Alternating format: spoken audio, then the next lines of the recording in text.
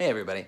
A little bit back I put out a post on social media strategy for designers. And on a high level, it was just a really high level way of looking at putting out content. If you're a designer, and when I say that, I come from a digital product design background. So think graphic design, UX, creating apps, websites, other types of digital experiences. But I think it kind of applies to any design work you do, and why you would want to put out content about that in the social media stratosphere beyond your portfolio. So obviously as a designer, you understand the importance of having a portfolio. It's what you need to do to get a job. But lately I've been looking at really hard being in other mediums beyond just having my digital portfolio to help me with that process. And so today I wanted to talk about why I think you need to be putting out content around your skill set as a designer. And so it really boils down to kind of three big areas. So tell, show, and do. And so let's kind of start at the reverse there. Do, in my book, is the work you've done. And that's the stuff that you're gonna have in your portfolio that says, look at the things I've done. You should think about hiring me because I'm the right person for your organization and this place seems awesome. So everybody kind of understands that one. And inside your portfolio, you do some telling, you do some showing. But there's some problems with that. And the first thing is your portfolio isn't that easy to find and it doesn't have that big a reach. And what I mean by that is obviously it's, one thing where people are out looking for your portfolios, but a portfolio typically just doesn't have the depth of who you are. It doesn't capture who you are as a person and as a designer. It captures your projects and it captures maybe the story of who you were inside the context of that project and what happened, and that's great, it needs to have that. But it can't go super in depth, so it just kind of fails at that point. So for example, if I was making a project description in my portfolio about at one part of the project, we ran a design workshop with a client. That's a super important part that I want to mention for that project. But as someone who's hiring me, you might want to hire me to run design workshops with your clients. So you actually want to know in depth, what is this guy, that's really important to what we do. How does this guy do it? So for example, for me, I've written entire articles that I put out on my blog about how I, run a design workshop and what are my thoughts around that. And so when you start to put content out, in that case being a written piece, so I guess when I said tell, show, do, that's kind of on the tell side. What you're doing is you're having a huge amount of information that goes in depth on one specific topic.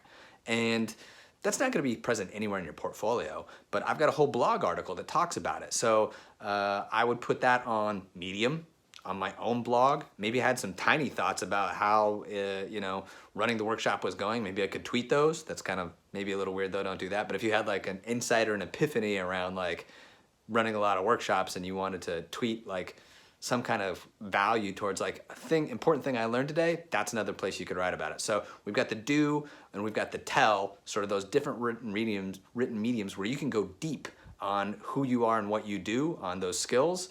And then we have show. And so show is obviously visual. And so in your portfolio, you're gonna have your finished design work and people are gonna see it. You're also gonna show your process work. That's great. But what about putting out videos on YouTube? What about putting out, time-lapse videos of you drawing logos or breaking down some kind of skill set on Instagram or what have you, and Pinterest? Like all these different areas are where you can visually show how you do something to the degree that instead of in a portfolio where you're talking about how you executed it, here you're actually showing how you do it. So this works, and I think is really important for two reasons. On the one side, all the examples I'm illustrating are reasons to build an in-depth, massive amount of information about who you are and where you're at as a designer. And two audiences really exist for that. And that's what I think this whole thing is about. Being able to kind of put that different information out there is, one, you're building up a lot of proof and evidence around your skill set, and one of those audiences is people who want to learn from you. So that actually gives you credibility in your industry around them. You can kind of say, this is my truth of where I'm at with this skill or this idea or this design belief, and you can talk to it extensively and showcase skills towards it. And so people want to learn that. That's good information. People are trying to come up and learn from you, and you build credibility towards them. The other piece is the more you can put content out and be specific around your philosophy and design and how you execute on something, you build credibility in a way that says, like, this is my truth, this is my design truth of where I'm at. You don't have to be an expert. You just have to be really clear about where you're at. And a company can say, look at that and see it and say, look what this person's saying. This is the sort of person we need in our company to do X, Y, Z.